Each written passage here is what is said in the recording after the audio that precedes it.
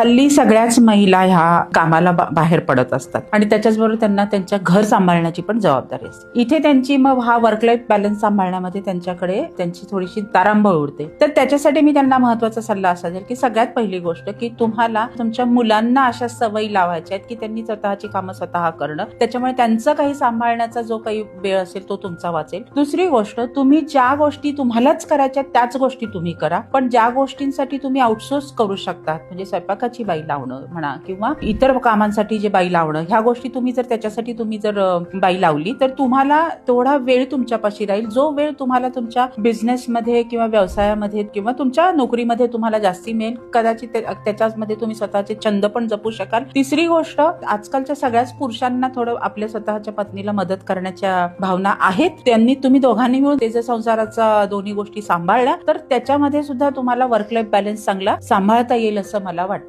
हे माझे स्वानुभवाच्या टिप्स तुमच्यापर्यंत आहेत.